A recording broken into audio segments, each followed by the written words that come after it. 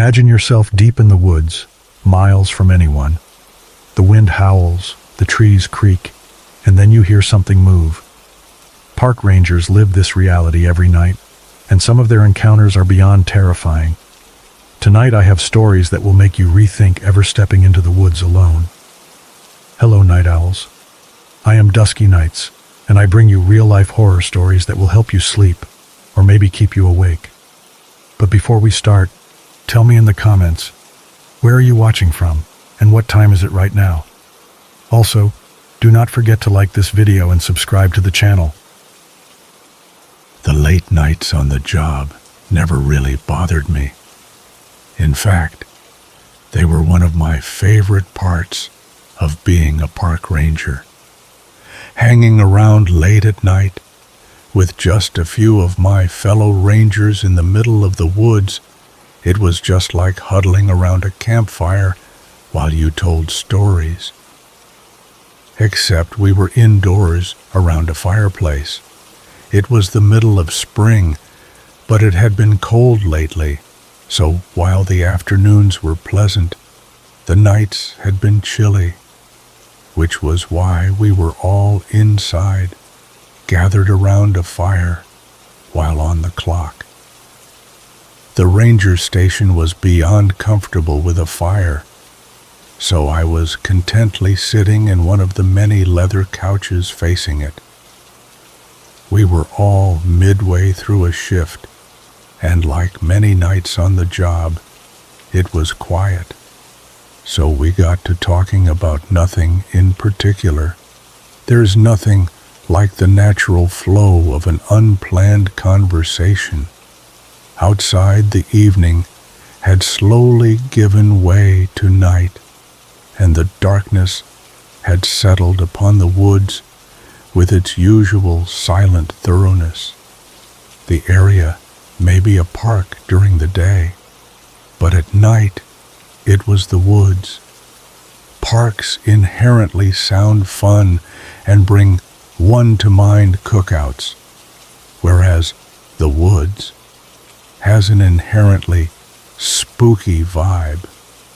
There were 4 of us sitting by the fire in the ranger station on that chilly night. Me, Harland, Anthony, and Craig. Craig had just finished talking about his cousin's wedding when Anthony asked Harland what his scariest story was from working here all these years.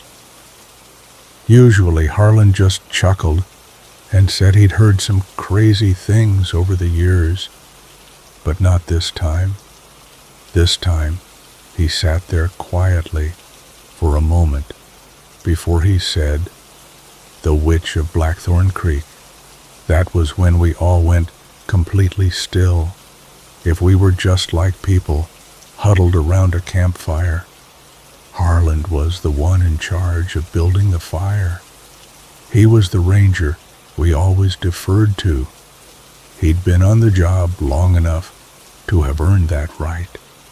Harland's family had also been in the area for generations, so if anyone had any stories to tell about what may have happened here, it was him. Plus, he was a terrific guy, hard-working and beyond helpful when you needed something. So when someone like Harland tells you he's heard of a story like that, you listen intently, especially with the tone of voice he used. Serious and no nonsense, without a trace of amusement. "The Witch of Blackthorn Creek," Harland began in a clear voice as we all gave him our full attention. "The story was first told to me by my Uncle George, who had been a lumberjack for years. According to him, people said there was a curse on the land, which was placed there by a witch. It all started one year when the harvest went bad. Since there had been nothing but plentiful harvests every year, It made people beyond suspicious. There was barely enough grain and stuff to get through winter. It didn't help matters that the town had generally been prosperous, but had recently started to go through some financial difficulties.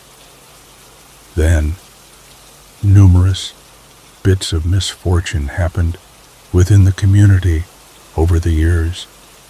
Houses burning down, people going missing and never being found again.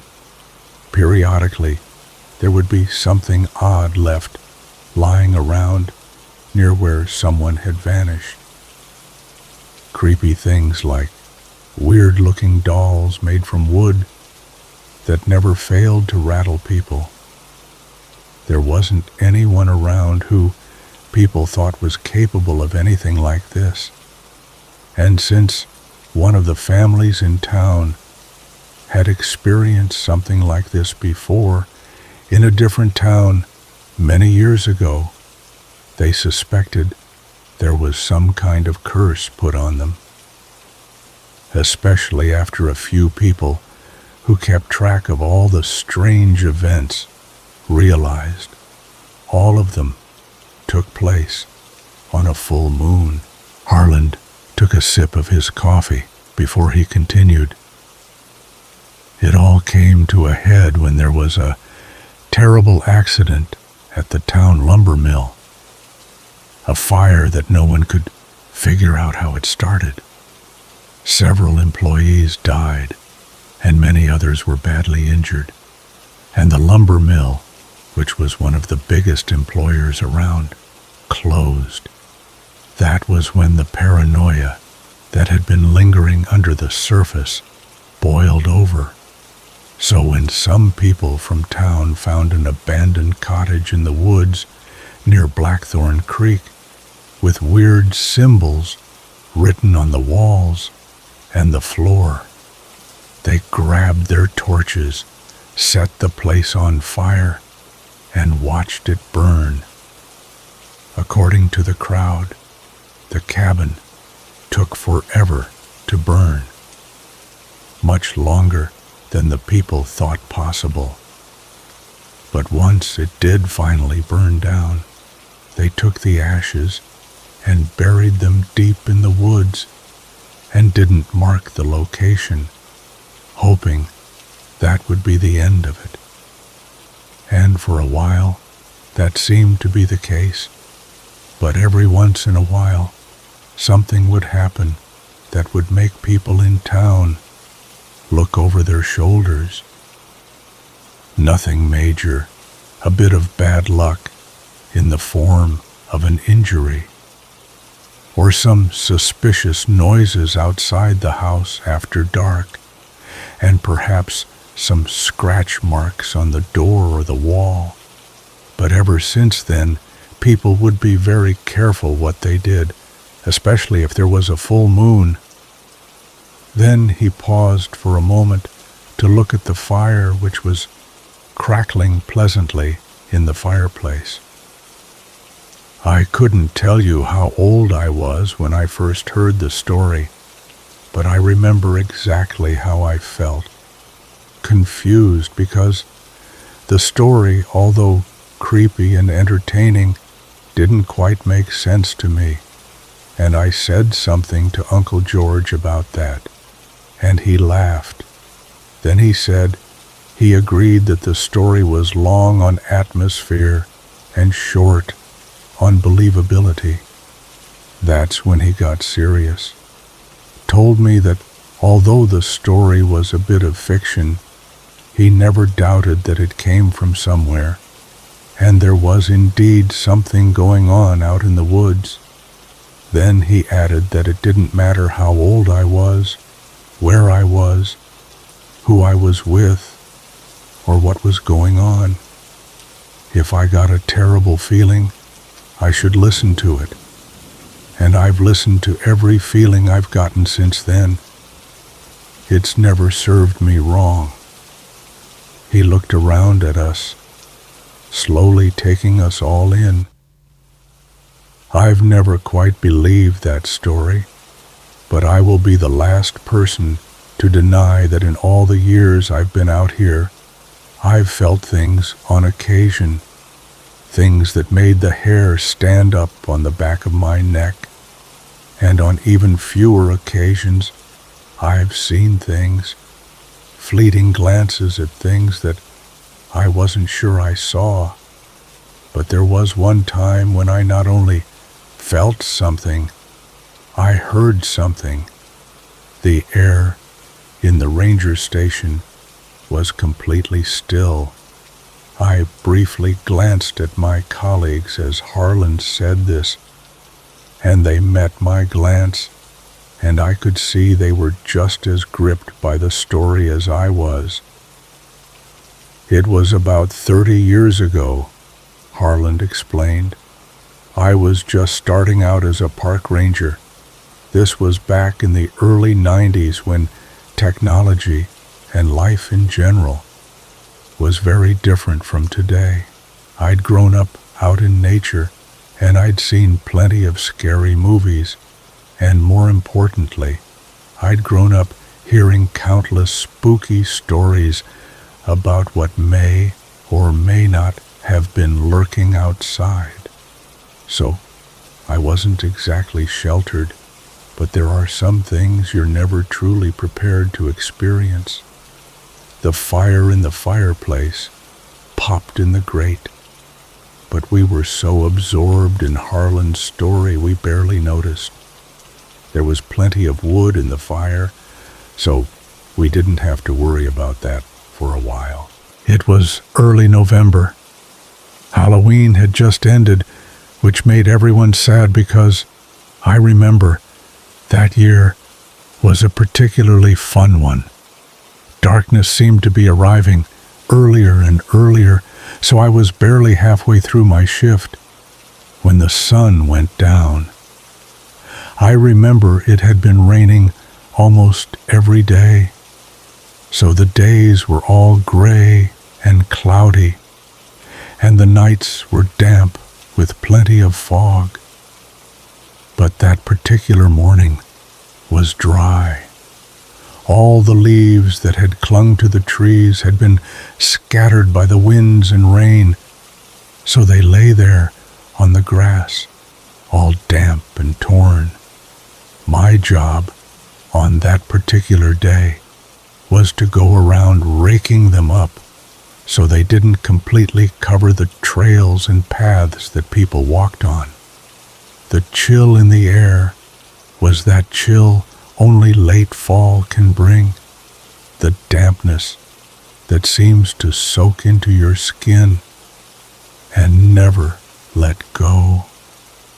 I had just finished one section of the park and was walking back to my truck when the rain started up again, and it did so with a fury. So I hustled it to the truck, got inside, and headed back to the ranger station, where I planned to spend the rest of the evening. And since it was a quiet night at the ranger station, it looked like I would get what I wanted. I was used to working the late shift by myself as the night supervisor, so being alone didn't bother me. I'd always been a quiet type who liked to read a book, so it was an ideal situation for me. Except for that night. Harlan took a deep breath before he continued. Because Halloween was over and the rain had been steady, the park hadn't received as many visitors as it usually had. But I was inside the ranger station, this ranger station in fact, which was just as cozy and warm as you see it now. Plus, now that I was done with my task, I was free to read a book. So I wasted no time in curling up by the fire with a paperback. I'd spent many a shift this way, and it was fine by me. I'd happily read a book on a nice day, but On a rainy day, nothing better. Eventually, I started to get hungry, since I just brought a light snack, but turned out to be craving something bigger. I decided to order pizza. There was a local joint that was only a few minutes away that often delivered out here back then, so I didn't hesitate to give them a call. I ordered a medium pizza with pepperoni, and as I hung up, the rain started to really pound heavily on the station roof. I knew from experience that the rain pounding on the station roof could truly be loud. It seemed to surround you from all sides, but by the time the headlights pulled into the driveway, the rain had faded to a slight drizzle. But I could see the grass leading up here was pretty well soaked, and there were numerous small puddles on both the grass and the road. The trees were swaying along with the winds, and the sky was getting darker by the minute as night was settling in. By now, the outdoor lights had started to switch on as the car from the pizza place pulled up in front of the station, its windshield wipers going back and forth as it stopped in front of the entrance. I stood in front of it, under the part of the roof that kept me out of the rain. The driver, a young guy named Derek in his early 20s, got out of the driver's seat and grabbed the pizza from the passenger side. Derek had delivered here before, and he'd always done a great job. We chit-chatted as I handed him the cash with a generous tip. Then Derek handed me the pizza and was just about to go back to his car before he stopped and stared at something behind me. He paused and said that it would probably gone crazy, but it looked like there was a woman lurking in the woods near the ranger station. We all sat there silently for a moment before Harland continued. I remember just standing there when he told me. The words sounded almost foreign as Derek said them out loud. My first reaction was that it was impossible, but there was only one way to find out, so I turned behind me to look at where he was pointing. He took another sip of coffee. The cluster of trees he was pointing at was a dense area of tall pine trees. They've been long gone by now, but back then there wasn't much in the way of illumination out there. But even I could see there was nothing there. I stood there, the pizza still clutched in my hand, as I waited for anything to happen, but nothing emerged from the woods. I was just about to turn back to Derek when I heard "Get out" from beside me in a hushed voice, clear as could be. I turned around immediately to look at Derek, and without saying a word, I knew he'd heard it too. But while it was creepy as could be, I didn't know for sure what it meant. It didn't come out as an ominous command, more like a warning. But I won't lie, standing there outside, I'd never felt fear like that before. I'd been afraid before, and I'd been afraid after, but not like that. That fear was less like a feeling and more like a part of your body, like it's always there, and only rarely are you truly aware of it. Sitting there watching Harland, it was clear that although we were sitting there in the present, he had been immediately transported back to that cold November night. I couldn't have told you how much time passed. May have only been a minute or two, but despite the dwindling light, I thought I could see shapes moving far out in the woods, very far out.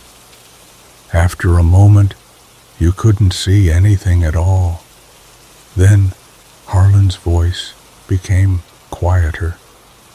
To this day, I have no idea why that sight filled me with so much fear, just like I also have no idea how I knew it was people. But I did, and I knew it was people, as in more than one, much more than one. But I had no idea exactly how many. Then, almost as if on cue, I heard the word now, and it was all the motivation I needed to tell Derek we had to go. He didn't need to be told twice, because we hopped in his car and got out of there as fast as we could. Didn't stop for about 20 miles, and we were far away from the ranger station. By that point, the fear had slowly faded, and I was starving, so we split the pizza while debating what to tell my superiors. I eventually decided to say that I was feeling really sick and went to see a doctor I knew.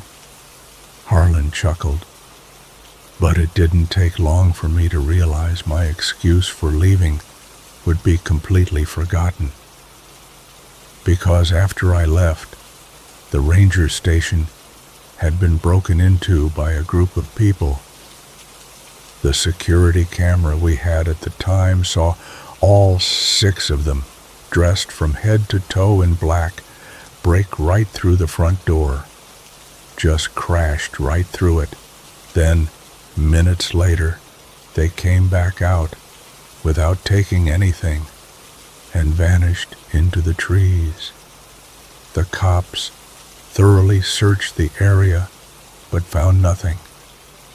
I found out when I called my superiors to tell them I had to leave because I was feeling horrible. From the time on the camera, they appeared to arrive within mere minutes after I left with Derek. We all exchanged a look as the fact that he really was talking about this ranger station dawned on us. Sitting across from us, Harlan didn't say anything, but I knew he could tell the 3 of us were seeing the ranger station like never before. The conclusion the cops reached, Harlan eventually said, is that it was a gang of professional criminals who saw the ranger station and decided to see what they could find. Since there was apparently nothing they could make use of, they split. And every year, on that day since that happened, I've taken a single flower and left it by where Derek says he saw someone that night. I've never seen or heard that voice since that night, but on occasion I've felt the presence of something or someone watching me, and not in an unpleasant way. But that's the thing about the woods. There's no telling what you may find in them, and if you're really paying attention, it's amazing what you can learn. Like I learned that November night, all those years ago, was a full moon. The clouds just happened to obscure it out here.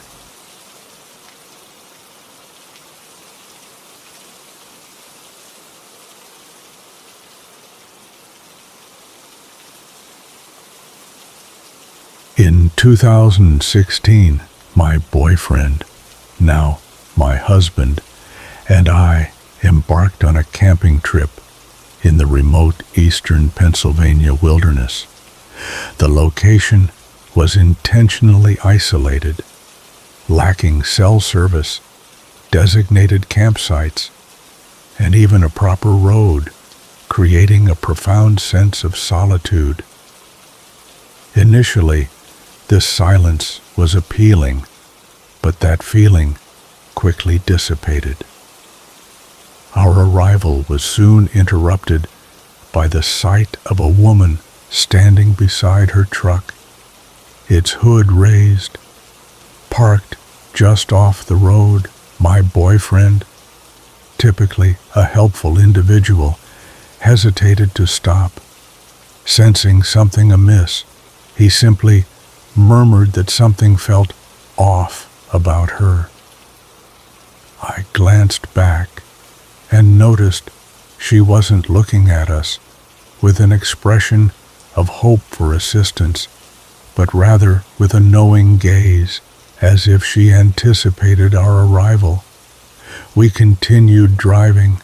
As we passed, I felt her unwavering stare, almost expectant. My boyfriend gripped the steering wheel tightly, his jaw clenched. He questioned if I had seen her expression, noting that she wasn't pretending to examine the engine, but simply waiting. I remained silent, a chill running through me. We pressed on, seeking distance from the woman, eventually settling in a secluded clearing deep within the woods, which we believed would be ideal for camping. Later, while preparing dinner by the fire, a car drove past, and then again and again. It was the same car, driven by an older man with an inscrutable face, who stared directly at us each time. My boyfriend pointed out that the man wasn't lost, but watching us. We briefly considered relocating, but the muddy road made tracking us easy. As the last light faded, the car ceased its repetitive passes. We dismissed our concerns, attributing them to overactive imaginations, and enjoyed the crisp night air and the warmth of the fire. As the evening progressed, we engaged in conversation, roasted hot dogs, and watched the embers ascend into the starry sky. Eventually, we retreated to our tent, the familiarity of our routine calming our earlier anxieties.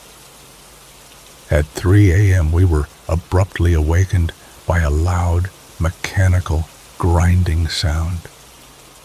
It was indescribable, yet my boyfriend likened it to a chain gun revving up, while to me it resembled metal scraping against gravel, amplified through a loudspeaker.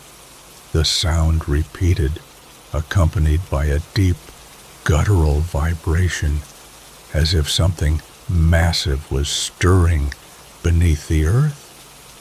My boyfriend peered through the tent window, whispering that it was likely miles away, and urging me to return to sleep. I wanted to believe him, but his hushed tone betrayed his reassurance. I lay awake, every rustling leaf sounding like deliberate footsteps. The sound returned, closer this time, followed by an unnerving silence. The silence was profound, unnatural, as if the woods themselves were holding their breath. After what felt like an eternity, my boyfriend whispered that we were leaving. I quickly dressed, my heart pounding. He retrieved the machete, still wrapped in plastic, and my stomach clenched. We packed in silence, the moonlight providing just enough visibility. I noticed a beer can near the fire pit, which had not been there previously. We loaded the car quickly, and as my boyfriend started the engine, he confessed that he believed the sound originated from just down the road, and that he withheld this information to avoid alarming me. We sped away, expecting to see headlights or a figure in pursuit, but the woods remained dark and empty. Later, he admitted he suspected someone was trying to lure us out and had even checked the gas tank for tampering. For the remainder of our trip, we only camped in populated sites, and when that wasn't possible, we opted for hotels. Even years later, we avoid discussing that night, as some questions are better left unanswered, and some places seem to resist your departure.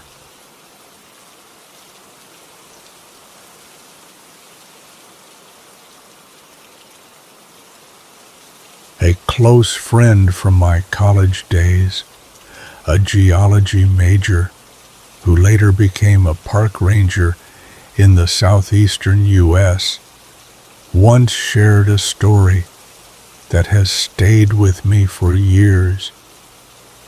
He was on a regular shift when he noticed an elderly couple visiting the park repeatedly. Their age and apparent search for something specific making them stand out. Intrigued, he initiated a conversation and learned their story. They had traveled from the west to revisit the place where they had become engaged decades earlier, seeking to find the exact spot and relive the memory. My friend, sensing their deep emotional connection, offered to help. They showed him faded photographs with recognizable landmarks, and after studying the terrain, he believed he knew the location they were looking for. He escorted them to a secluded, picturesque overlook near the riverbank. Their expressions confirmed they had found their destination. They stood in silence, holding hands, their faces filled with nostalgia. My friend gave them space. Feeling he had done his part, the air was still and reverent, making him hesitant to interrupt. After a few minutes, he quietly wished them well and returned to his station at the park entrance. However, a strange unease settled over him, a nagging feeling that something was amiss. It was not a racing fear, but a slow, creeping awareness that something was off. He dismissed his concerns as paranoia, but still, he waited, watching, expecting to see the couple return before the park closed. As the sun set and evening deepened, they did not reappear. By closing time, the entrance remained empty. His apprehension intensified. He reported their absence, instructed his assistant to remain at the park entrance, and armed with a flashlight, retraced his steps to the riverbank. The hike felt longer this time, the woods now looming around him, each shadow stretching in the dim light. The stillness had changed, becoming suffocating. As his flashlight beam pierced the darkness, he found them lying together by the water's edge, spooning as if asleep. Their hands were intertwined, their expressions peaceful, but they were not breathing. He stopped, the wind rustling the leaves, but they remained still. He checked, confirming his suspicion. My friend reported his discovery to the authorities. The police arrived, followed their procedures, and confirmed their identities. Later, the truth emerged. The wife had been terminally ill with cancer. They had planned their final visit to their engagement spot, ingesting a combination of chemicals and pills, choosing to depart together in that place. My friend was saddened, but he understood their decision. They did not ask for help because they did not want anyone to think they had a hand in it, he told me. They just wanted it to be their choice. However, something about the incident lingered. A few weeks later, he returned to the spot, compelled by an inexplicable urge. He stood where they had lain, watching the river, listening. As he turned to leave, he swore he heard a whisper, soft and barely audible, calling his name. He never told anyone, but after that day, he avoided that trail at dusk, not out of fear, but out of respect. Some places remember, holding on to those who never truly left. And sometimes, if you listen closely, you can hear them call you back.